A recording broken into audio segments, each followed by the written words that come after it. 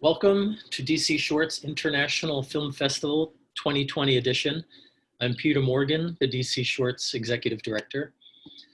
Welcome and thank you for being here. This is the Film Distribution Workshop with StudioFest's producers and filmmakers, Jess Jacklin, Jake Bowen, and Charles Beale. This year's film festival is all online due to COVID-19. And despite COVID-19, we're excited to continue the tradition of DC Shorts workshops for our 17th year. I'd like to thank Jess, Jake, and Charles for being here today and for participating in DC Shorts. I'd also like to thank our major funder, the DC Commission on Arts and Humanities. DC Shorts 2020 is screening 163 short films from 20 showcases, from 34 countries on 6 continents. And if you have not visited the website yet, please visit dcshorts.com, check out the showcases and purchase tickets. Jess, Charles, and Jake, I'll let you take it over. Great. Thank you, Peter. Thank you. Really appreciate it. Yeah, so I just want to say that when you asked us to be on this, we were really excited. We've had our own films here at DC Shorts in the past, Jess and I have, and we've had great experiences every time we've been here. Myself, I think I had one of the best screenings for my films, and Jess, actually, do you want to tell them a little bit about what happened with your film here? Yeah, I had like the best case scenario when you have a short film was I met someone at DC Shorts that liked my film and connected me to PBS, and I ended up getting lumped in with a group of films that they distributed through Maryland Public Television and then nationally through PBS. So that was really awesome. So we got a lot of great networking in, and I'm so happy that the festival's happening this year online and people are still meeting each other and forming those relationships. So yeah, we love DC Shorts. Before we get started, I just want to let everyone know, all of our audience members, whatever platform you're on, start typing your questions, front load your questions. We'll build a backlog, and then at the end of this, we're going to address them, and we're going to try and be really tailored to what you're asking. So we want to have this become a conversation. So a little bit about us. We are StudioFest. We're producers at StudioFest, which is a unique film festival that partners with short filmmakers, short film directors, and feature-length screenwriters who have yet to make their debut feature film. And we partner with them to make their debut feature film. So we finance and produce it. And so, if you are at DC Shorts and you're wondering what that next step is, take a look into StudioFest. Yeah, definitely. We were all on the festival circuit with our short films and talking to other filmmakers that were at the stage that many of you are probably at, where you have a great short film, maybe you've done a few great short films, and now it's, okay, I'm ready to make a feature.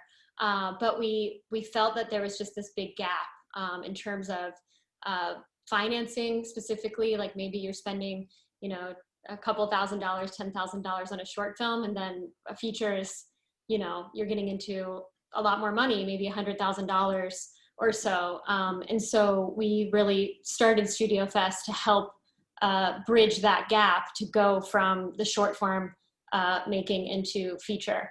And we felt that there wasn't a whole lot out there in terms of this unique positioning. So that was kind of the spark that ignited StudioFest, was just that we were filmmakers ourselves and thought this would be something really great for other people like us. So. Yep, and just a reminder, put your questions in the chat. We'll build a backlog and then we'll address them at the end of the talk. So just little background as to our experience with that we'll be talking about distribution. So what we did is we made a feature film with the first year's winners of StudioFest, and that's Anna Makami and Matthew Sorvillo. That's the director and writer respectively. So where we sort of picked up comes after having finished a first feature and and moved into distribution. It's like, what next? And so if you want to sort of see us first person perspective through this and us learning and experiencing and, you know, all the emotional stakes that come along with having a feature and trying to find distribution, find us, find Demystified, our series. It's called Demystified. It's presented by MovieMaker Magazine, and we try and produce a couple episodes every month where we are following our journey, starting with distribution, and then you know, what is StudioFest and the production of the debut feature film of a couple lucky writers and directors. So Jake. Jake, Jake's going to talk to you about American Film Market, which was kind of the first episode of Demystified. You get to follow kind of our journey at AFM. So Jake will tell you a little bit more about that journey. Yeah, so hi, I'm Jake, sort of the third man to this operation, and I also narrate and edit the Demystified videos. So if you recognize my voice by any chance, this might be because you've watched some of those videos at this point. So yeah, so we had a feature finished, and we still, even at that stage, didn't really know what to expect with distribution. Like, how feasible is it? Where do you start? And so we just kind of decided to go find out. And so well, actually, Jess and Charles emailed a number of distributors that we saw that were going to be at the American Film Market. It takes place in Santa Monica in November every year. And I don't know, they must have done it digitally this year, but that goes on every year. And we had this relationship with MovieMaker to be able to say, we're making this series and we're trying to get our film made, and we want to record the process and let people see what that whole thing looks like from start to finish. And ideally, you know, get the camera inside the meeting so you can really hear how this works. And so we got a number of meetings with people. A few distributors were open to it and said, come on down. And we got tickets to AFM, and we went there, and we just talked to people. And by the way, we actually didn't know, we just want to clarify that initially we weren't sure how much of us getting in those rooms had to do with being able to say, we're making a series with MovieMaker Magazine, you know, can we come talk to you? Or how much of it was just, we have a film and they're distributors and they're interested in seeing what we have to offer. And I think it's safe to say that you don't necessarily need to have that you know, some other in to do that anyone that's serious about it should be able to get a ticket, go set up some meetings. And in fact, we even got a meeting with a distributor that we didn't have a pre-scheduled appointment with. We didn't end up being able to take it because we weren't there. But the point is, we went to the place and we just met with people and talked to them and asked them questions. And so that's how this got started. Yeah, so you know, we should caveat what we are going to talk about, some of the things that, you know, we quote unquote learned. And just so everyone knows, we're talking about features here. So this is, you know, a lot of filmmakers that are in shorts, you know, a lot of people want to move to features, make that move to features. And so what we're doing is talking about, you know, we were in a position of having no history and our first feature. And so that's going to apply to everyone here that's ready to get into features, is thinking about getting into features, what kind of things they can be thinking about before they do that, before they start walking down that path. Because, you know, we learned a lot of stuff, you know, but we also got very lucky with some of the choices that we made along or in production that helped us when it came to distribution. So these are things to think about and take with a grain of salt as well, because some of these things may or may not apply to what you're trying to do. They're not going to be catch-alls. And also, you know, you want to make sure that you're not compromising, you know, the soul of your movie, that you're not, you know, undermining the story that you want to tell for the sake of ensuring distribution necessarily. So, you know, we want to talk about that kind of stuff, and everything that we're talking about, take with a grain of salt, use it as use it as a spark to your questions and finding out what is the right path for you specifically. So, you know, maybe we can kick off a little bit. Jess, you know, we were hearing the same thing over and over again about a few things from some of these distributors that we were talking to. Do you want to talk about one of them? Yeah, sure. One thing that we heard a lot was about certain genres doing better at the micro budget level. So, you know, one of the big things that we heard over and over again was that it can be very difficult if you make, like, for instance, a drama, and a feature-length drama, and the film doesn't have any notable cast. That genre is more difficult to sell. Not that it's impossible to do, and if you're working towards a film like that, it might be smart to think about, you know, if you're fundraising and you can get just a little bit of money for, like, a cameo actor or somebody that you can sort of market and credential your film with. That was one thing that we heard over and over again. You know, we've heard things like thrillers or horrors, or things that maybe are a little bit more in the genre do tend to sell a little bit better. And so we had made a thriller not really knowing that, but we were able to secure distribution on it. So, you know, it's just something to consider if you're thinking about your feature and how to sort of, like, you know, optimize your planning ahead of time.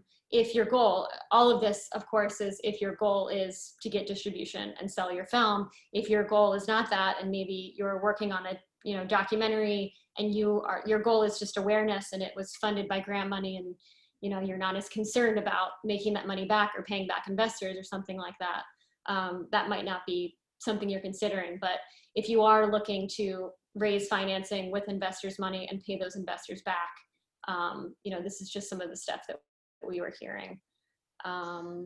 Yeah, Jake, you know, there's, you know, on the note of the genre that Jess was talking about was cast. Do you want to speak a little to, or even both of those? We can start opening this up as a conversation about some of these things. Yeah, so just working off of that, I think, yeah, when you go to a place like AFM, first of all, it should be stated that that is one market that is serving, you know, in this case, the American film market. And so they have there's a certain thing they're looking for that might be slightly different from what you're going to find in Cannes or a number of other markets. So that's the first thing to keep in mind, the first grain of salt to take a lot of this with. But I think what a lot of people think about, myself certainly, when going into this, is you don't want to you want to make sure that, like Jeff said, you want to maintain the soul of your film. You don't want to sell out, or you're afraid that you're going to sell out. And so when you start hearing things like, this genre does better than this genre,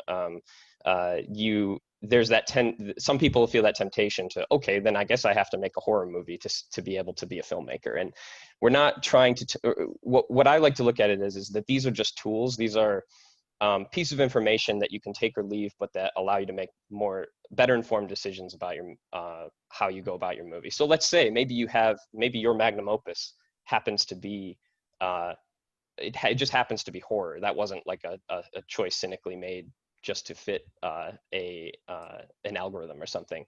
But that's good news to you. That means you have something to work with that other people might not, and that's something to pursue. Maybe your film doesn't fit neatly into a genre, so you need, like Jess said, it may be beneficial to you to allocate more of your budget and more of your efforts into getting a notable cast member, because one of the things we heard all the time is, even though genre, it tends to do better, sell better when there's no cast. Once you have cast, it kind of unlocks all things, is sort of the sense we get. That, and you know, the bigger, more well-known that name is, the more your film can be almost anything you want it to be. And so and still survive in that market. Excuse me. So that's just something I like to, a way I like to think about it is, these are just pieces of information to use, and they are not the gospel necessarily. And they are specific, in many cases, they're specific to the market that you're dealing with. So again, a lot of what we're talking about here is based on the experience at AFM, which is going to be a little bit different from some of the other markets. Mm-hmm. Yeah, it's important to, yeah, AFM is most definitely that. It's the American film market. And there's Berlin, there's Cannes, and then festivals are their own markets as well. So while you know, with your film may work better at a different market. And it's important to think about, you know, where you're targeting.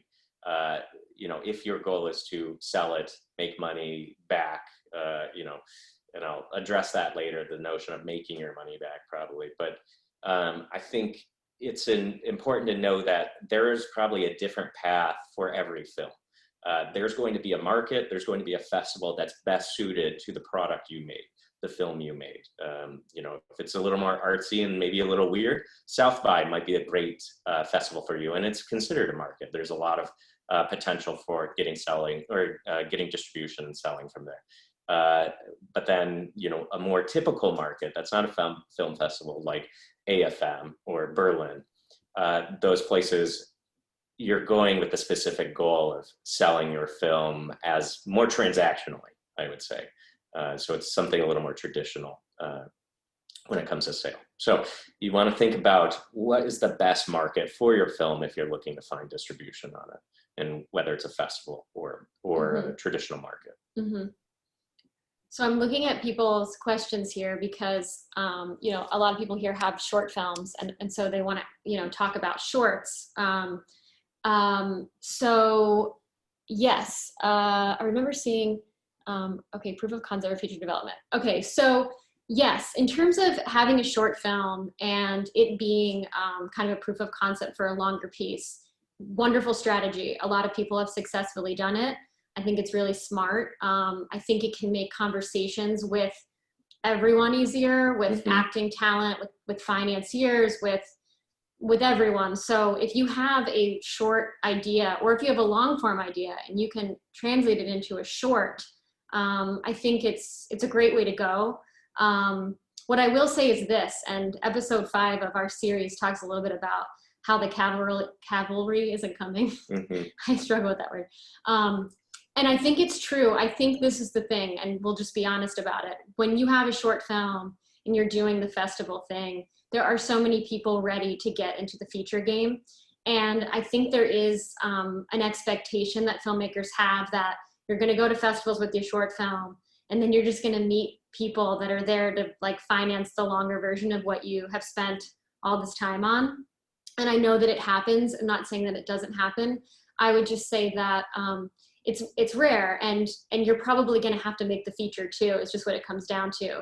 If you've been the producer on your own work, if you've gotten all those people involved for the short, the process of making a feature is most likely going to feel pretty similar to making your short film, in that it's still probably going to be a hustle where you have to go, you know, generate interest, get the right team members involved, and make that's just been our experience, that if you sit around and wait for somebody to cut you a check to make your feature, you might be there for a long time. So you should really just figure out how to do it, and what that looks like. And so some of the stuff we want to talk about is, okay, if you're at that level where you have a short film that you think works really well as a feature, how do you use that piece of content? And so one thing I would say is that attaching the right actors to the longer form version is a great thing to think about ahead of time. So can you get that short film to maybe some great casting agents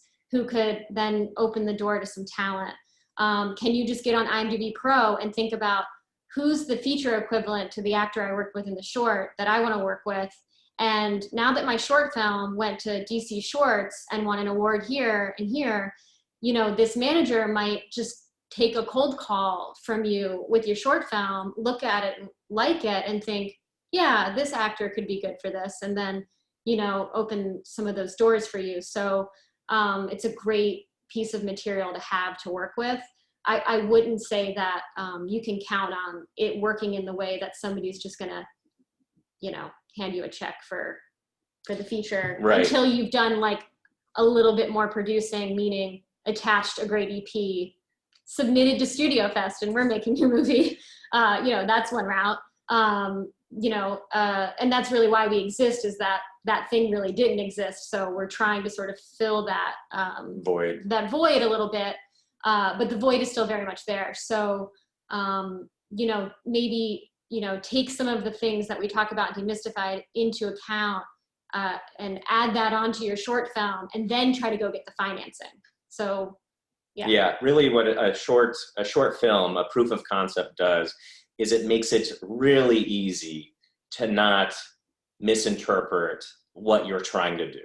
Basically, when you're in front of investors or you're in front of potential casts or producers, there's a lot left up to interpretation. And the clearer you can make it, the easier you can make it to get behind you and trust that you're going to follow through on that vision, the easier it's going to be for them. And it's just part of the pitch process, you know, it's part of that presentation. So yeah, it's a proof of concept. It's a pitch deck. It's something that, you know, you are putting in front of somebody saying, this is exactly what I'm trying to do, just longer.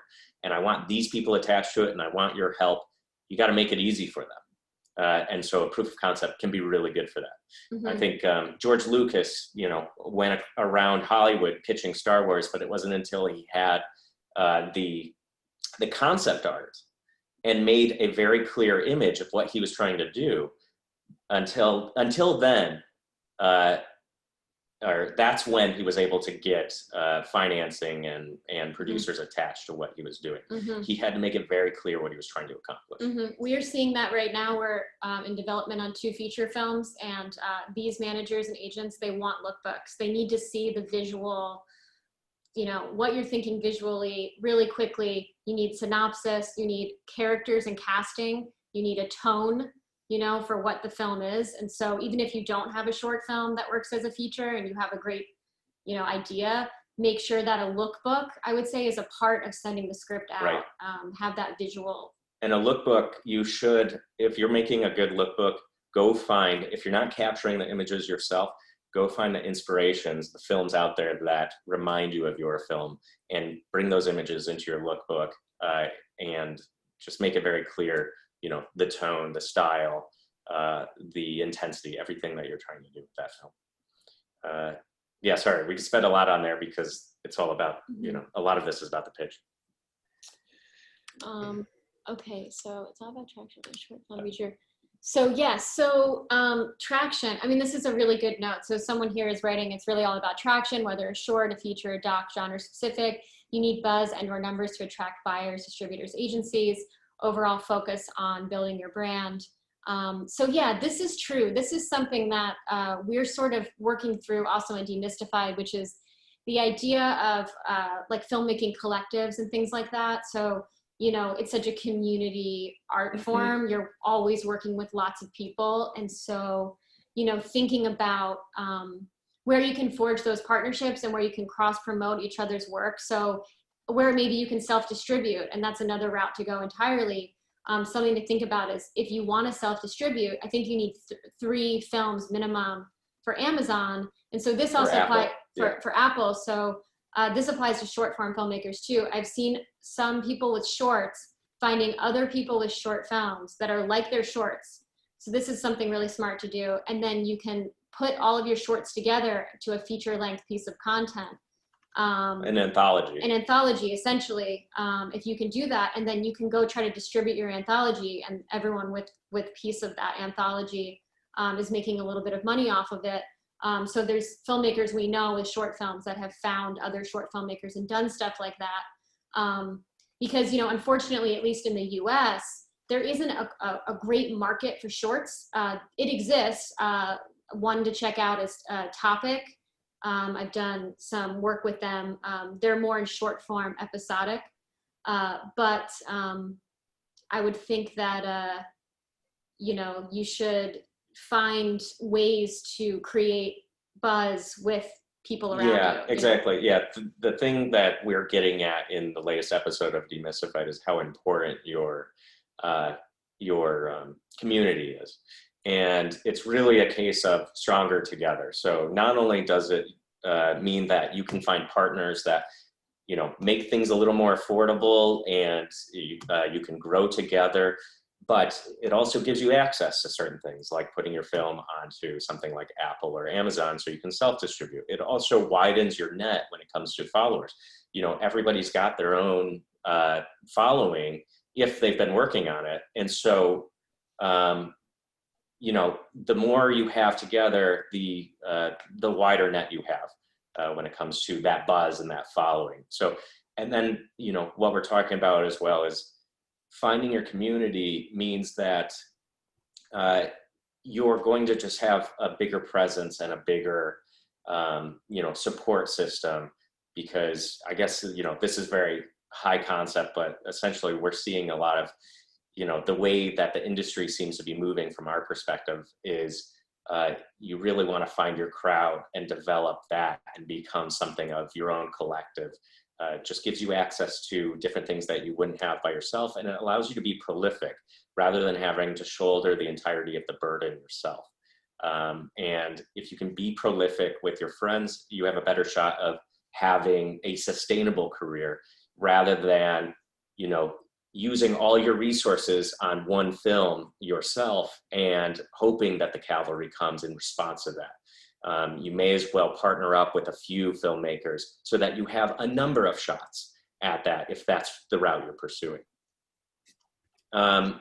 Something just to dip into this before we go back into questions, I want to talk about this cast aspect of what we learned at AFM, which was, you know, Jake, you made a drinking game out of it. Do you want to talk a little bit about it? Yeah, well, it was just in the Demystified series.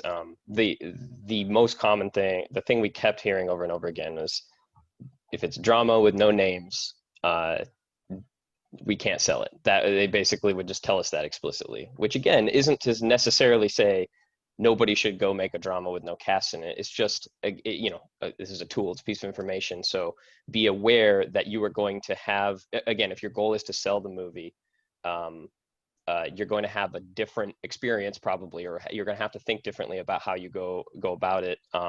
If you have a straight up and down drama that doesn't have any notable names in it versus if you have a very genre film or a film of any kind that, or a drama that happens to have a name actor in it, let's say.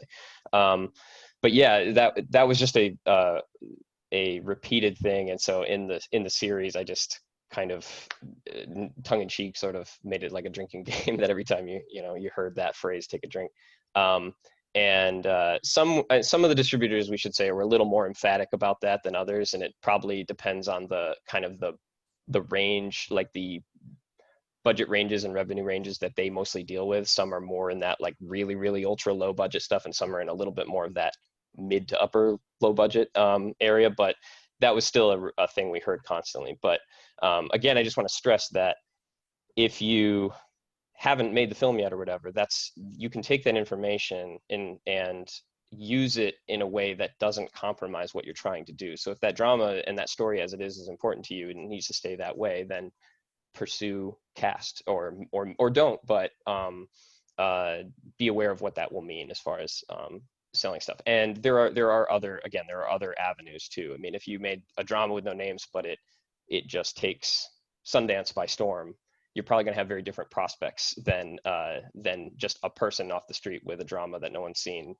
walking right into AFM. So none of these things are hard, fast rules necessarily, but yeah. And so just to touch on what you said, cast is still carries a lot of the sales and a lot of the prestige and eyeball count on movies. And so it is always a boon to have that. But of course, it's expensive and it's harder to get than getting your friend from drama school or whatever to act in your movie. So there is a trade-off there. Yeah, generally what we're seeing with all the things that we're learning at AFM, there just seems to be, you need to make sure that your bar is set at a certain level when it comes to quality, whether it's talent. If they're not name actors, make sure they're good actors. Unless it means a lot to you and you're okay making this compromise, make sure that the talent is strong and probably not like your relative, unless they're like a good trained actor or something. and that's one of the things, looking into SAG and figuring out how to work within their rules and their confines to ensure that you're getting top quality actors. And the good news is you're at DC Shorts, so you're probably already making great short films with great actors. So you probably are already doing that, but it's just good to know. Yep. The next thing is really equipment and what you're shooting on. So, there's some flexibility to this, but if your goal is to get onto Netflix, you should look at their page, and they have a list of certified or approved cameras that have a high enough resolution that are future proofed, is the term that they use, far enough out so that they know that if they were buying your film or picking up your film, it's going to be streamable to their standards. It's going to be shareable to their standards. So make sure that if that's your objective, make sure you're using, the cameras that they are looking at. Otherwise, making sure that your image is good is something that can really put you in a good position to succeed. So for instance, when we were, in one of our interviews, we were told, consistently they're buying things that seem to be shot with Cook lenses and the RE camera or the Amira, which was really funny because that's exactly what we used on Souvenirs, which was the first film to come out of StudioFest. So that's a case of us getting really lucky, actually. So, there's a look, there's a quality and a caliber that is easier. It makes it easier for a distributor to say, yeah, this I can sell, this I can bring to other territories, and it's going to pass their quality standards. It's going to be higher than their quality bar. But, there's other films that are, wonderful that were shot on iPhones with great color correction. So like everything, it's not a script. It's just, these are some of the things that we heard. This really, it's like padding your risk in a way. And so, something that I've been wanting to say anyway is that if you're working in small budgets, and even when you're working in big budgets, you're going to be making compromises, whether you realize it or not. So just because you don't know, maybe the camera's in and out, and you choose one of them, you might be losing some of your audience or some of your potential buyers just because of your camera selection. And that's a hard thing to do because every director can't also be a DP. Every producer cannot also be a DP. That's just an example of, the same choices are going to get made 1,000 times throughout the course of making a film. So, you're looking at one cast versus the other. One of those cast members might have a larger following, which means unlocking more territory or potential sales. The best thing you can do, we're not saying to cater your decisions to that, but make sure that you're informed enough about these decisions so that you're choosing to make those compromises or choosing the opportunities that are in front of you. And not finding out at when you're trying to sell that because you made certain choices, you've counted yourself out. Just arm yourself. We're here to help you arm yourself with that information and knowledge and what we think about. Okay, this is a great question. Is there an ideal time to approach a producer, distributor, investor? Do you wait until you have a lot of material, completed script, proof of concept, or should you approach people early in the creative process while you're still writing the script? So we asked this actually to distributors at AFM because we wondered this exact question. What we're hearing is that there was a time when, you got a script, usually like you could take it in script stage to distributors and they would get behind it. It doesn't sound like that's happening as much right now at all. But what is nice is sort of this middle ground where if you can do the proof of concept or shoot, some of the film and get a great trailer, like a minute-long trailer together of the film, you can then take that into a distributor and have more of a conversation. You may really need to get to the stage of having at least shot principal photography. Like the majority of the risk is now, erased from the equation because we've shot the film. And then you're probably going to have an easier time with a distributor at that stage in things, which is not great. I mean, it would be nice if the script stage, you could really go get that level of, okay, green lit and you're going to have distribution. It just seems that people aren't assuming that risk, and it's kind of put back on the filmmakers and the producers to come back to me when you've done something, you know, and you don't have to have the whole film edited in principal photography yet. You could just tell me you've done principal photography and show me a great trailer, and you might get more interest, and they may, you know, even help you with the rest of the financing for that film, that maybe you need an extra 30K for finishing. It's a lot easier to get money for finishing after you've done principal photography and you've sort of eliminated some of the risk of getting most of it done and it's shot, because the hardest part about making a feature film is the getting on set, capturing all of your footage. Once you've done that part, you've done the hardest part of the process. And so getting finishing funds or getting, you know, extra there becomes a lot easier for production partners and distributors is what we've generally heard. So yeah.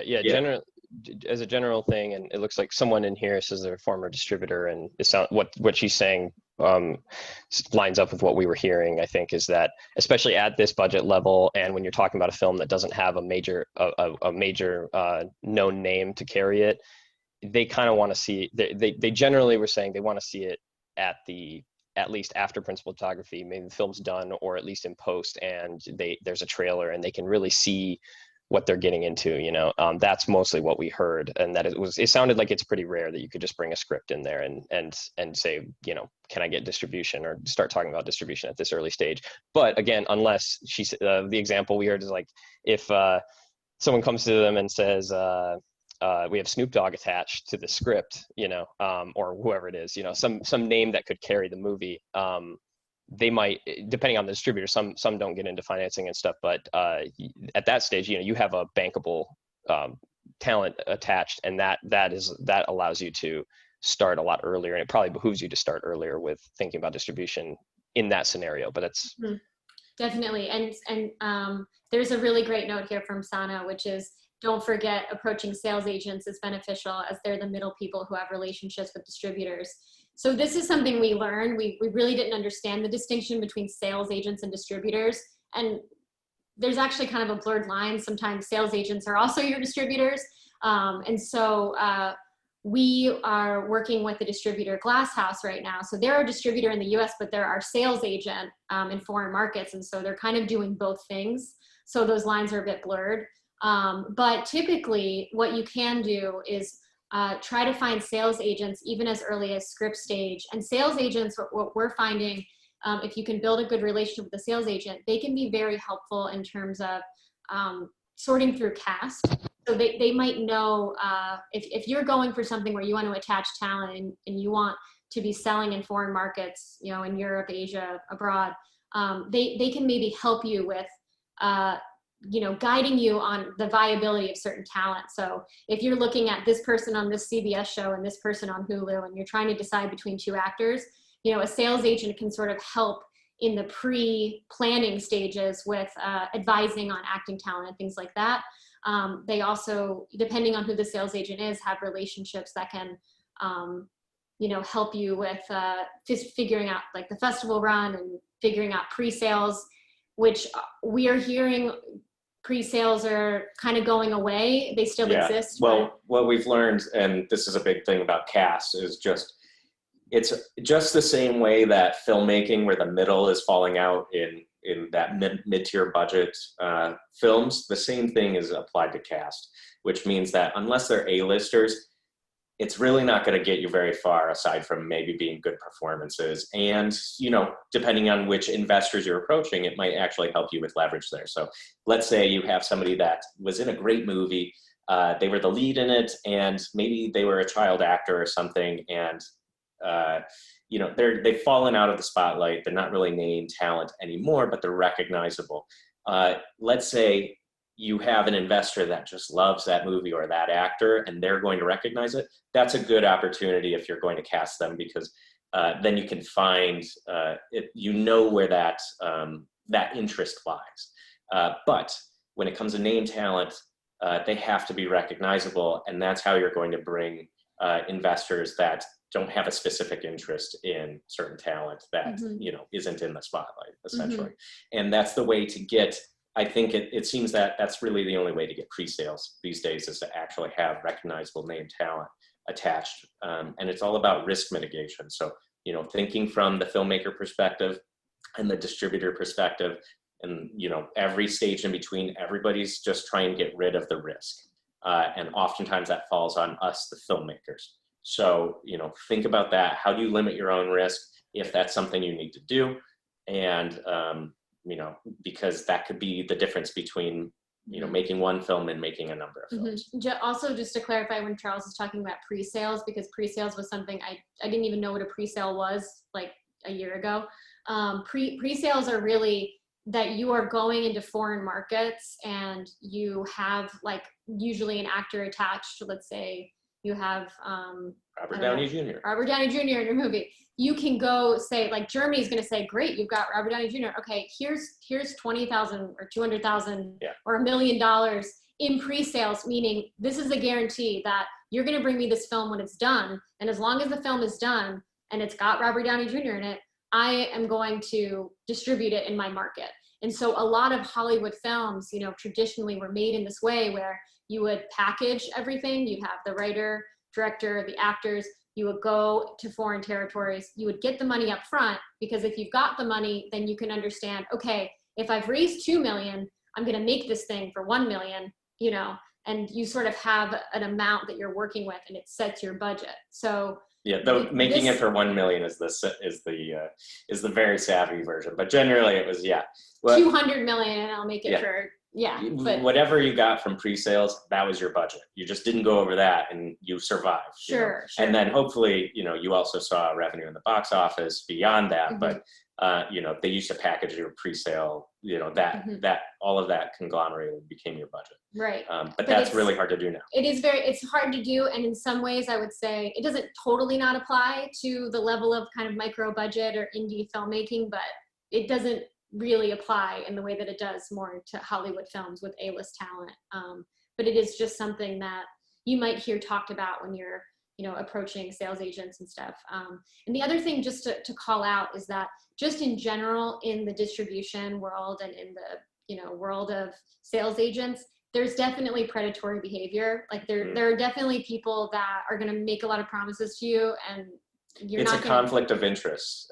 You know, it behooves them for you to not know everything at the table. So definitely do your homework. And one of the best things you can do that we did actually was just look at the films that they've gotten behind as sales agents and distributors, and just talk to the filmmakers of the films they're repping, because you're just going to get filmmakers love to help each other. And so you'll get responses from people and they'll tell you like, don't go near this person, or it's going well and making money, you know. So definitely do your homework when you're, you know, enlisting these. Yeah, it's really as simple as reaching out to people, both on, you know, IMDb Pro and finding people on there. You know, you kind of probably have to establish your track record or stay intentionally vague and, you know, seem like you're somebody. Just don't, you know, email them from a Hotmail account or something, and then or a junk mail account. But I forgot where I was going with this. I don't know, but what I will pick up you can on, reach out to people. You know, don't feel ashamed of just reaching out to people and asking questions and trying your best, because you know, what do you have to lose, really? Yeah. In terms of approaching distributors, so this is just my opinion on it. I think that what I've heard and read, because there's been some great filmmakers that have done like aggregates. I can find the link and put it on this chat, but they've just talked to like 50 distributors and they ask them all the same 5 questions. And most of those distributors have answered, like, you know, the big ones, Neon, Magnolia, IFC. They're all saying like, we don't really take unsolicited material. We don't really, like, don't just cold email us. But what I would say is that most of those distributors show up to places like the major film festivals, and they definitely are most of the time, most of them were at AFM. And so what you can do if you have a project is similar to what we did, is you can go, you know, onto AFM's page, and everyone attending AFM is in a log on their site, and all of those distributors have their email addresses there. So just, I would say approach them when the doors open, because during AFM, they will take meetings with filmmakers. They will like respond to you and give you a time slot to come by. If you're going to approach a distributor, just be thoughtful about their willingness to talk to you. You're going to have an easier time if you're at South by or Sundance or Tribeca or at AFM, just where the distributors are actively looking to acquire something, instead of just, I'm going to find this person on IMDb and send a cold email, on a Wednesday. I think you should try to approach them when they're, Yeah, so open we for got another business. question here about getting films onto Netflix and Hulu. So what we learned from that is that these, distributors or the people you're taking meetings with, they function as nets themselves. So it's actually pretty hard to get into unless you have a personal contact at Netflix or Hulu, and you have no track. And if you have no track record, it's going to be difficult to reach them. Just like Jess was saying, business isn't necessarily, they don't want to take unsolicited material.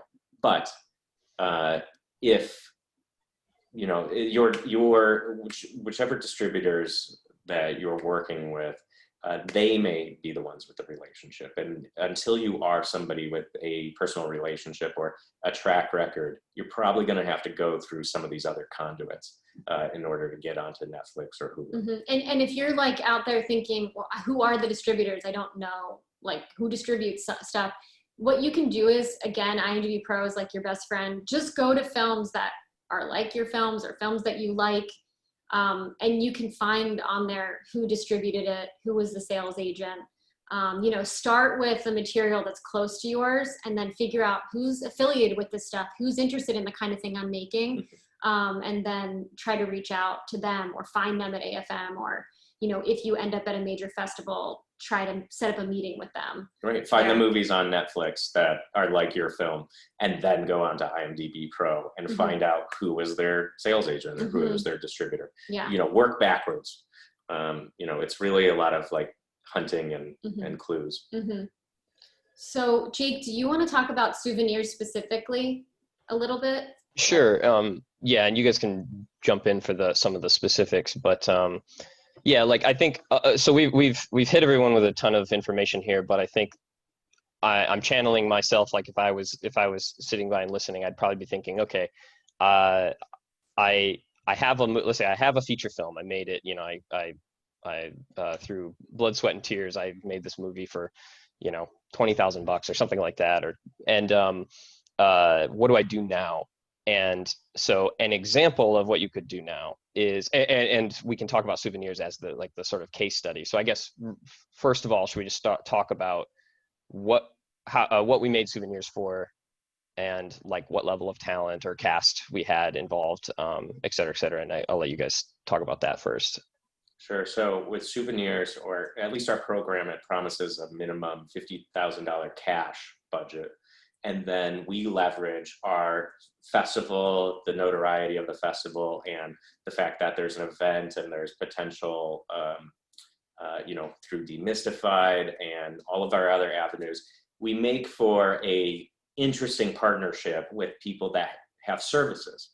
And so what we did is we approached people. We work in commercials as well, and we approached a couple of companies such as Marmoset Music, Herd City, which is a sound mix facility, and ShareGrid, which is a peer-to-peer equipment rental company.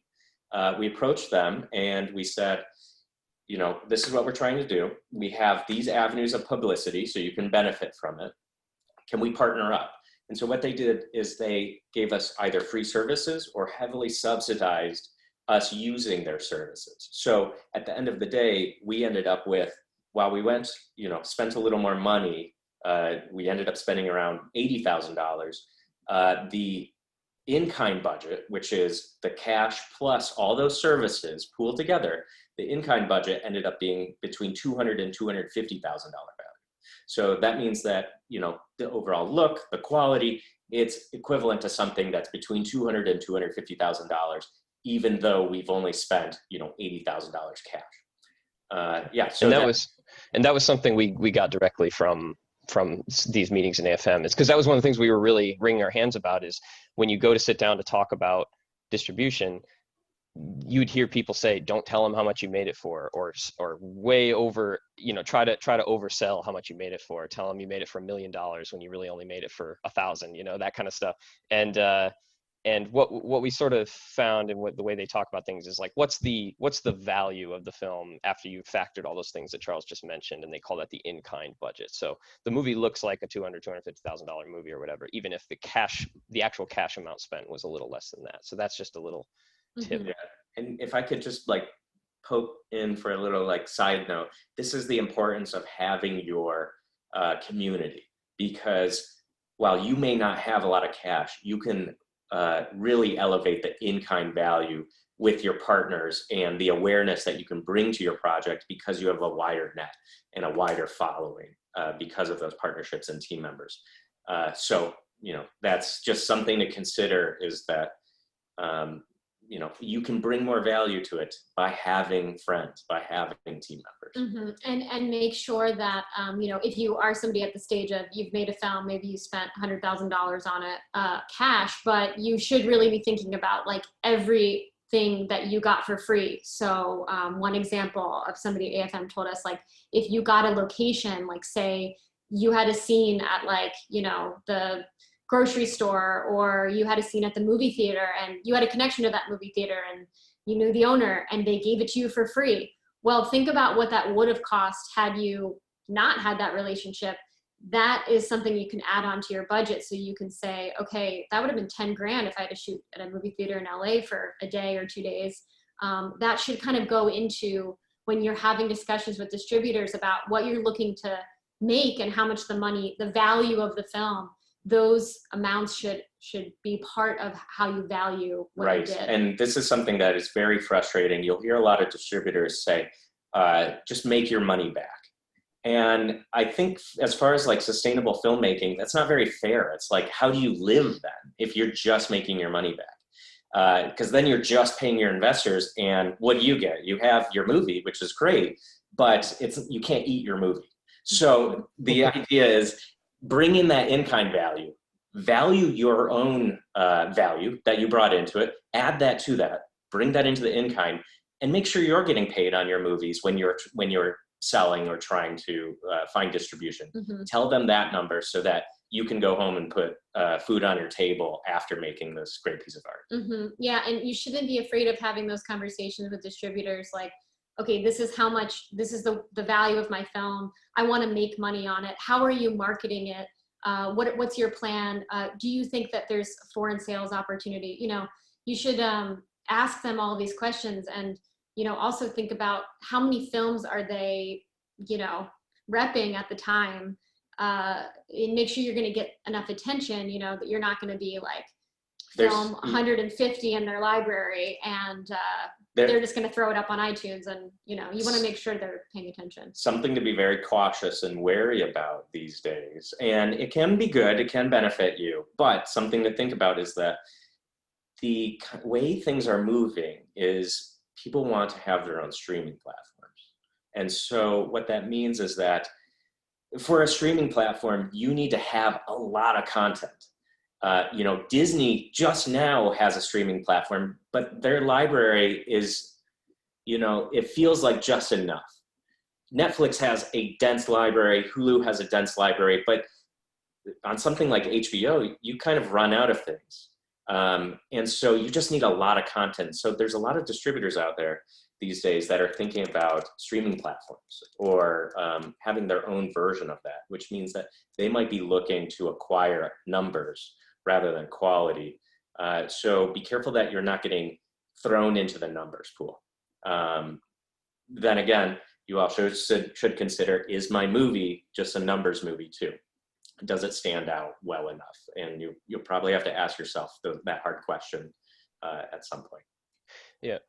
So to bring it back to, so we made this movie, spent somewhere in the neighborhood of 80,000 cash, but with the added value from the sponsorships and so forth, it's more like 200 or so, right?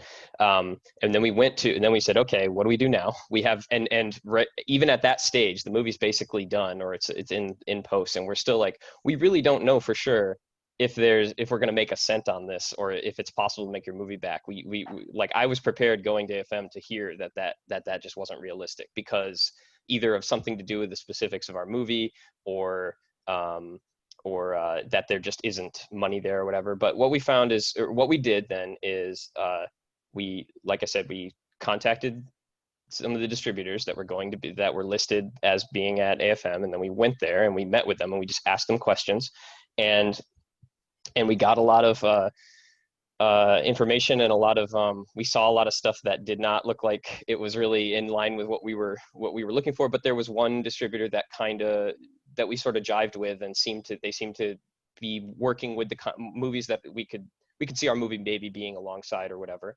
And we ended up, from that conversation, we showed them the trailer. We had a trailer ready to show them, which they were impressed by. Some distributors didn't seem to care about that, and or sales agents when we talked to them, and others wanted to see the trailer right then. So I'd say good idea to have that ready to go.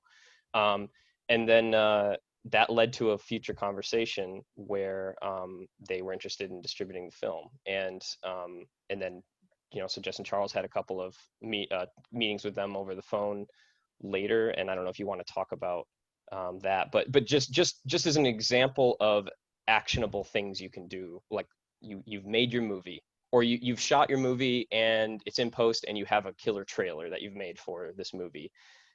One thing you can do is look up who's going to be at AFM or any other market you want to go visit. Some of the festivals have markets and stuff, and look at distributors who've distributed films that are kind of in the neighborhood of what you're looking for, or what you think your film is like.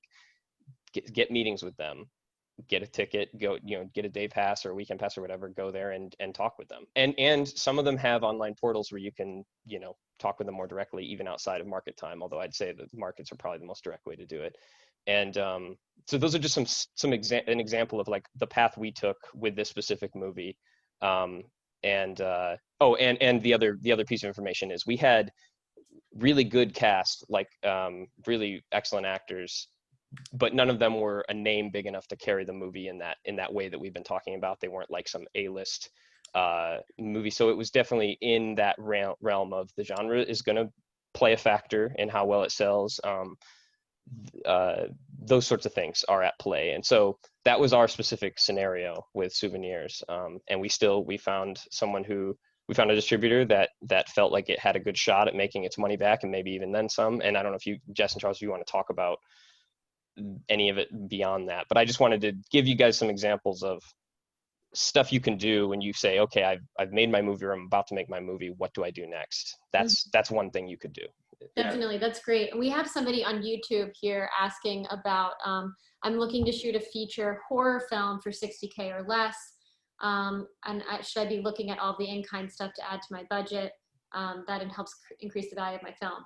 And then also, did you look into overseas pre-sales? Okay, so yeah, the good news is that we did hear that horrors tend to be a little bit more viable in terms of sellability. We also did hear from one distributor, and of course this is just what we heard, was that if you tend to stick within like a $60,000-ish budget, you should be pretty safe in making your money back. Assuming it's a good film, and it's, especially if it's a strong genre. So like that guy's example sounds right in line with that. Yeah, you should feel like, okay, that's a safe budget range, without having big talent or anything. If you make a good film, you should be okay there. But absolutely, what you should do is if you have $60,000 cash, but you get all these favors beyond that cash that you put in, like your locations get comped, your DP said like, okay, it's an awesome script, I'm going to do it for $2K for the whole thing, and he would have been a $12,000 line on your budget. Everyone on your crew that kind of like, if they come along and they get involved, and maybe they're taking another big thing that you can do, and a lot of people do, but absolutely make your crews investors in your film. Get them, Mark Duplass famously says, like, be a communist when you're making your movie. Like, everyone is, should have a little bit of skin in the game. And so that's a great way, to have people feel like very invested in what's going on. And if they want to come along and be a part of it, definitely when you're going to a distributor, value them the way that that they would have been valued without that. Right. You know, so you might have a $120,000 or $130,000 film when you add all of those additional costs that you comped. And that's the number that you should go talk to a distributor about what you made the film for. We didn't know if we should say numbers. We really were just kind of like, we just asked the distributors, like, you know, should we tell distributors our number, you know, which was probably very naive of us, because of course they're going to be like, yeah, tell us. But we happened to talk to somebody who's really great and wonderful and teaches a lot on Stage 32. And so she was very open with us about sort of the in-kind valuation. And I kind of stand behind that. I think it's a fair way of valuing what you're doing. And I also think that if you try to pretend that you made a $60,000 film for $800,000, the distributors know that it didn't cost you. Yeah, they can kind of spot that generally. Yeah. If your movie seems like it's an $800,000 film and you made it for $60,000, you're probably doing well at festivals at that point. Right. So you should go to festivals and see if you can actually get that number.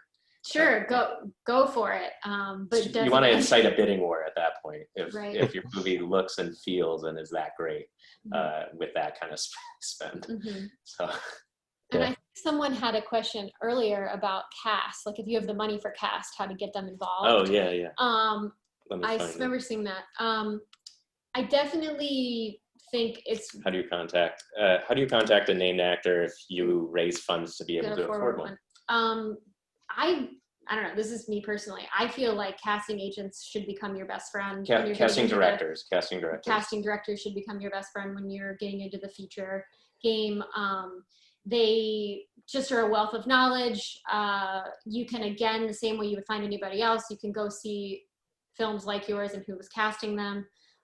Try to reach out to them. I've seen some casting agents or casting directors even like kind of upping with the pandemic. Like some of them are doing like live chats on their Instagram, so you can just go on and ask them questions and get in touch with them that way. They seem to be, you know, there's not a ton of work right now. They seem to be trying to be more open and accessible. I think, you know, just reach out to somebody that you think would be good to work with, and you know, see if they're interested in your project.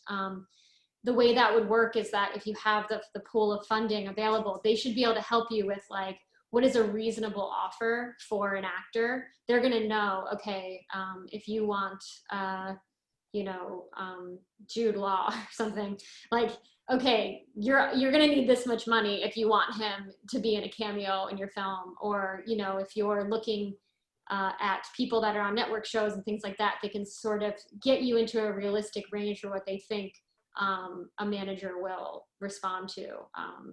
Yeah. Now another route is that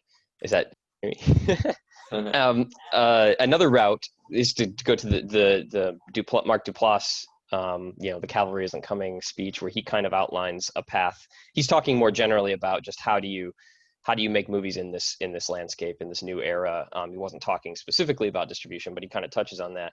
And another route is something like the one he lays out is something like, you make short films, you hone your craft, you take your shorts, you know, a really good short to a bunch of festivals, and it gets programmed to a bunch of festivals, and you meet people and you make friends and you form that little, you know, that community of like-minded filmmakers or whatever. You make a cheap feature, you don't break the bank making it, you make it with what you have available, and it's got something to it, and you take it to festivals, and maybe you get into you know, some somewhat prestigious festivals or whatever. You're not expecting to make money off of that movie, but now you have the clout. You maybe you get a sales agent, or you get an agent at that point, and you say, okay, I don't want to take meetings with Hollywood and stuff because they're not going to go anywhere. At least this is what Duplass is saying. Instead, just show my movie that has, you know, some laurels. It had, you know, clearly people like it. Show my movie to as many name actors you can, especially the ones who are sick of working on a sitcom or whatever and are hungry to do something cool or artistic or whatever.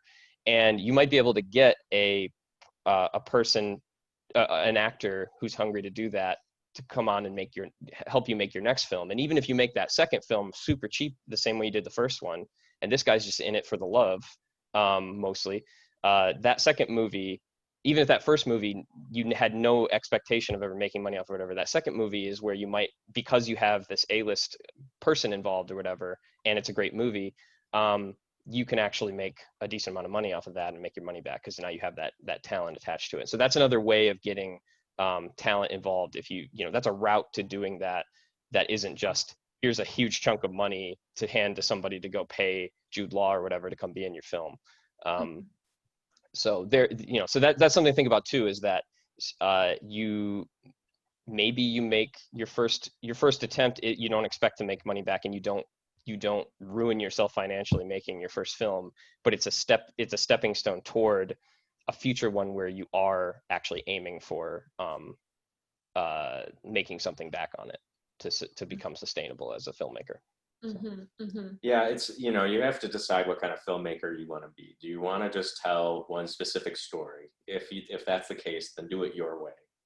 But if you want to have a longer career, where maybe you're working for hire sometimes, maybe you have a couple of movies that you're getting larger teams behind and, you know, building a track record, that version is going to require, you know, some forethought into so your career moves essentially, and sustainability. So you don't want to blow your future on one film unless that's what you care about the most. Otherwise, you want to try and make, you know, educated decisions, so that, you know, you make enough money on the first movie so that your investors are going to, you know, re-up on the second movie.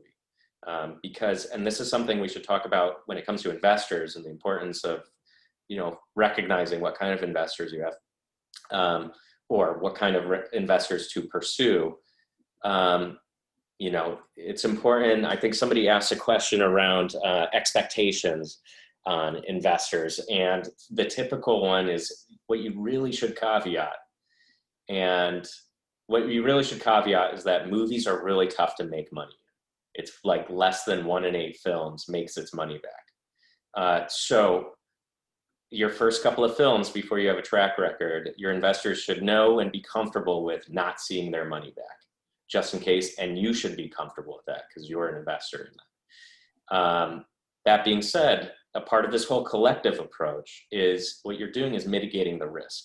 You're bringing people together to lower the amount of the risk, the spend, and you can make it a safer investment. And that's sort of what we see StudioFest as. We're an instant support system that has means and relationships to elevate the value of the films that we're making. And what we're doing for the investors and what we're doing for the filmmakers is mitigating their risk, which means a sustainable career. You should really consider us a career launching platform. You know, you're going to make a movie with us that we designed with you, and potentially with partners, and it's an opportunity to start and kick off your career, and have a feature-length film under your belt, because you know, it's really tough to get into features, and it's really tough for other production companies or investors to trust a filmmaker that's never done a feature with their first feature. So that's what we're trying to be, is that support system that lends credibility and credentials to talented filmmakers out there. So as far as like investor expectations, make sure that they know there's a high likelihood they won't see their money back. And there's 3 different kinds of investors. The first investors you come up with are probably going to be, you know, relatives, family members, people that care about you. They want to see you succeed, and they're, you know, fully expecting they're not going to see their money back, but they want you to have a career. The second one is, and this is sort of, these are at the second and third investors are at the same levels. And really it's people that are expecting a return and want their money back. And you need to have a track record. You need to have everything down pat, your team, your cast. And, you know, you need to minimize their risk, because that's why they're getting involved. They have an investor perspective. And oftentimes certain investors, if you have a good enough system going, they aren't going to care what the product is, what you're even making, because they know that there's a return to it. But movies are really risky. So again, make your community, find a way to limit that risk, and it might give you access to those kind of investors. The third kind of investor that runs in those same groups is the investors that want to rub elbows with the talent, yourself, other, the crew, people that they see an opportunity in a relationship that could come of it. And they, don't have the expectation about getting their money back, but they're getting something else out of it that money really has a hard time buying, which is, oh, I get to go say hi to Jude Law? Yeah, okay, I'll give you like $1,000. I think there was a post recently about how Steve Carell put up dinner with Steve Carell for a bid, and people were bidding on it, and it got up to $31,000 to just have dinner with Steve Carell. And then he outbid everyone, so he didn't have to have dinner with anybody. So, but anyway, the point is that there are people that are interested in rubbing elbows. And so that's, a type of investor that if you can get name talent attached, or people specifically that those investors are interested in, you have an opportunity in potentially being able to finance your film. So think about those three kinds of investors. Mm-hmm. Their expectations are all different. And yeah. Sorry. Sorry. As far as investor expectations as well, it's important to, whatever your agreement, not only is, you have to be clear that they're super risky, but also you want to make sure that they have limited say in what you're doing. A lot of times you're forming an LLC or a company that your movie's going to live under. And depending on what their stake is in it, they could take control of what you're doing. So, in your contract, you should be saying things like, they have no voting rights. If that's what you want, they have no say. You're the manager. Things that allow you to continue to do your job without being, overrun by your investors. Mm-hmm. And this is something you should feel comfortable with. Yeah. This is your project, your idea. They're coming along for the ride. Yep, totally. Someone here is asking about crowdfunding for your projects. The thing I'm really interested in right now that I think super pretty new and super interesting is WeFunder, which is not the same as Kickstarter or what's the other one? Indiegogo. Indiegogo. Because there's been a change in laws recently, and so there was you couldn't just be an investor on any project, and WeFunder is basically a platform for that. So instead of just putting your project up and giving everybody a T-shirt that contributes, you can actually on WeFunder take on investors, which is a totally different thing. And I think that it opens up a different pool of people. And so we are seeing startup studios going to places like WeFunder. And what WeFunder is a site where investors are looking to invest in startups, not just films, but any startup like you would find on Indiegogo or the other ones.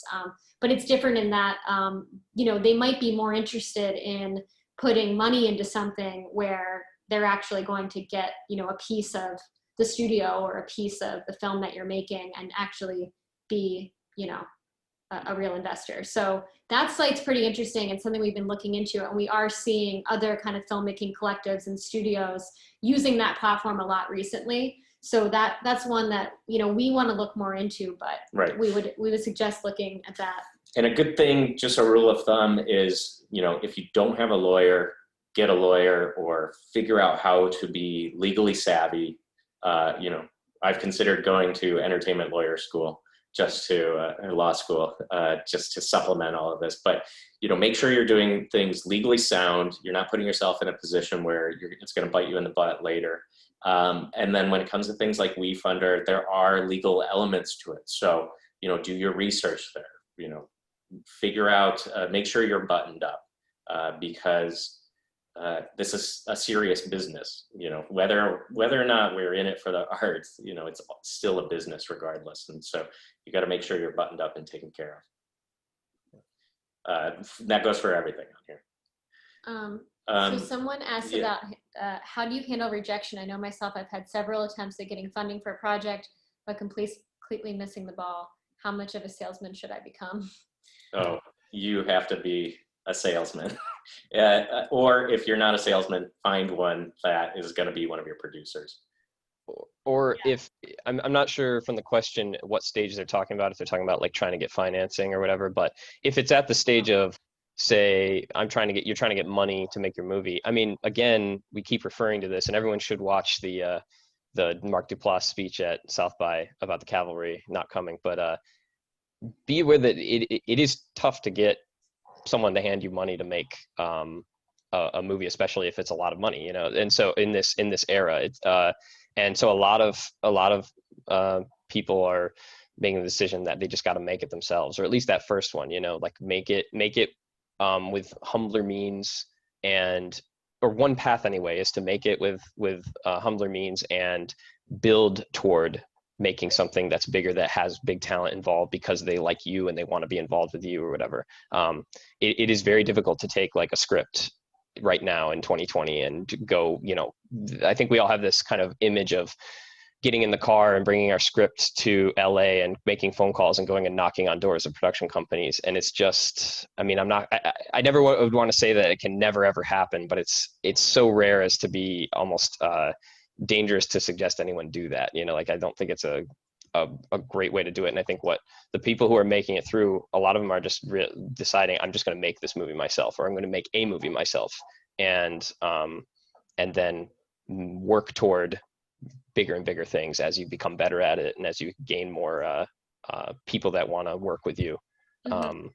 The other thing I would say in addition to that is, if you can't get somebody to give you financing, or you don't feel like it's getting off the ground, and you have the script and a plan for what you want to do, think about people that you can like add to your team that may credential your project a little bit more. And so, we've talked about actors and things like that, but also, is there like an EP, like an exec producer that's produced a lot of stuff that you can reach out to, and maybe they could come on and sort of mentor, shepherd the work, or just, sort of validate what you're doing. So think about people like in terms of team building that are at a different level than you, that have maybe done a few things and, can sort of credential you, because you have to make it easy for somebody to get involved with your project. And if you yourself are not credentialed in a way that somebody's going to feel safe giving you money, you can try to go find those people, those mentors. And, you may never hear back. You might reach out to 10 people, but just keep trying to knock on doors, because, eventually you can hopefully align with the right people, and the right groups. And there's also plenty of, like IFC or, Sundance has labs. There's a lot of labs and things like that too. If you're wanting to workshop and work through the shorter form version of what you're doing, to try to get some of those people involved in your journey to making the film. Right. And I think a big key to this is know your audience. The same with filmmaking applies to, getting financing and team members on. You're never really going to be able to get somebody behind your dream unless you can help them make it their dream as well. So if it's investors and their dream is to make some money, then find a way that you're going to present where you think you've mitigated the risk properly, or you have a good shot. What team members have you brought on? What avenues of distribution do you have that are going to ensure that their dream is going to be realized? And the same applies to your other team members. The DP, he's been looking for a science fiction. Your producer is looking for their first feature as well. Align your team, get them behind your dream by realizing their dream too. And so beyond the investors making money, that's an audience that you have to figure out, what do they want? And how does my dream work within what they want as well? Because that's, it's going to be really hard to sell something to somebody who just doesn't want it. Yeah. And that applies to even just you're one person trying to make a movie, and you want, you need help, or you need a team or something, and you meet some people. They're also filmmakers who want to make, just 2 or 3 other people that have their own ideas or whatever. So maybe that might mean make a pact to help each other make each other's movies, over the course of a few years, and sort of lift all boats. If one of them breaks through to a big festival and gets a bunch of notoriety or whatever, now you've got your buddies along for the ride to help you on your next film, and maybe you can help them with theirs and so forth. So yeah. Yeah, and I mean, DC Shorts is like a great opportunity for this. And we've seen it out of StudioFest, like one of our writers and another director paired up and have in quarantine made a short film together that he wrote and she directed. And when we were talking to Joe, who programs DC Shorts, he said that all of the time, like he'll get submissions and he'll see two people that met each other, you know, at the festival. So if you're sitting there like, I don't really have these people right now that I can think of to partner up with and stuff, the festival is the opportunity to do that. And I know you're doing like meetups and things virtually, but don't be shy about watching other people's work, you know, finding an actor or a DP or a director, if you're a writer, you know, that's a part of the festival, and starting to form those relationships. This is a great place to do that. And to tie that back into distribution, the idea is if you're not at the stage where you have a product that you think right now that you think you can, or product, I say product, but a film that that is you think you could bring to a distributor who thinks they can then take and go sell and make some money back for you or whatever. If you're not at that stage yet and you're dreaming, how do I even get there? This stuff we're talking about right now, going to short film festivals, meeting people, watching their films, helping them with their movies, and they help you with yours. Those are all building blocks toward getting to the point where you have that feature that actually has that ability to make its money back. And that might be your second or third feature, actually. You know, it just depends on the path you take or whatever. But that's what we're talking about here, is like, it's all in service of how you work in the modern independent film landscape to get to the point where you have a film that you can make some money back on and be sustainable and go make your next film. So yeah, you know, it's digital this year, but you should be watching your fellow filmmakers' films here at DC Shorts, and reach out, make some friends, and make some partners. You never know who might be literally living in your backyard. So there's probably somebody that's in the same state, in the same city, that is looking for a collaborator as well, and they've got work you like. So make some relationships, because the industry is all about relationships.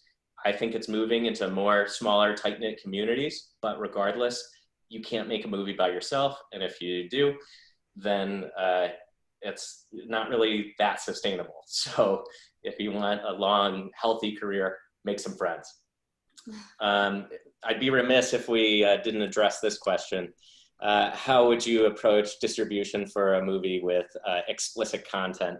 What platforms do you recommend? I don't know that I can recommend platforms, but I will say what we learned is if you have explicit content, you're not necessarily, the way that you'd be worse shape off in is counting yourself out of certain territories, is really how it comes down to. So what we learned with Souvenirs is we happened to walk a very nice line where we weren't too explicit, and that saved certain territories for us, like Saudi Arabia and China. We didn't get counted out of being able to sell there and distribute there.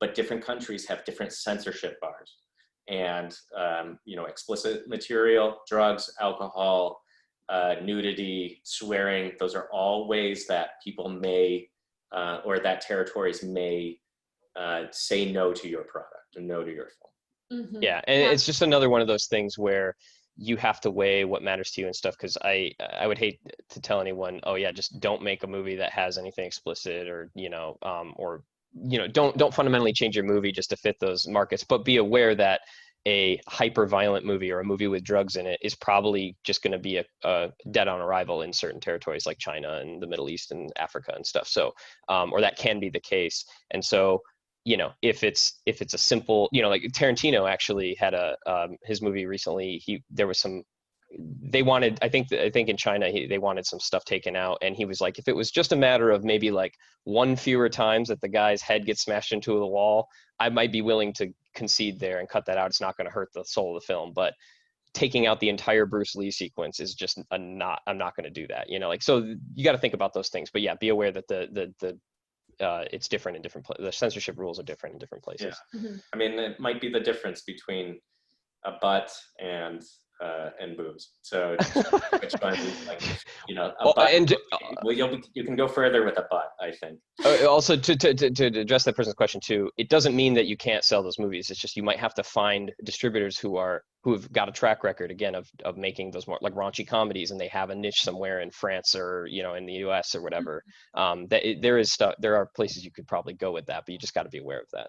Yeah, definitely. I also think that, like, you know, you could make exactly what you want to make, and then there's always this sort of like, yeah, like you were saying, like Tarantino, like, what do you remove, and can you, you know, is there the version of that's exactly what you thought, and then you can make the decision later on, like, no, I'm not going to compromise this thing so that it can go to Saudi Arabia, or like, okay, we could remove, you know, a little bit of the scene, but you shouldn't not make what you want to make, you know. Right. Execute on your vision. Or you might find that treating the butt like Jaws in, or the shark in Jaws, where you show it way less and it's a much more imposing, threatening thing, might actually make it a better piece. So worth thinking about. All right, I think we're coming up close to the end here. Yeah. Yeah, we are. So this was really fun. And everyone should follow us on Instagram at StudioFest Official, and then on Twitter at StudioFest OFCL.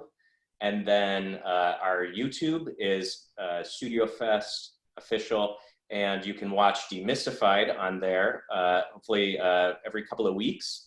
And then, yeah, and feel free to reach out to us, contact@studiofest.com. If you have any questions you're interested in, let us know. Yeah. Yeah, thanks so much, everyone. Please stay in touch. Check out our YouTube, like Charles said.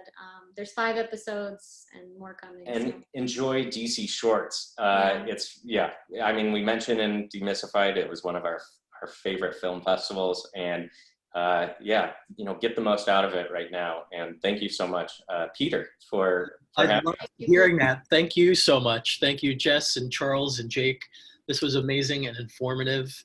And we appreciate so much you being here. So thank you. And I hope everybody watching goes to dcshorts.com and checks out all of the other events and the films that are available and enjoys everything.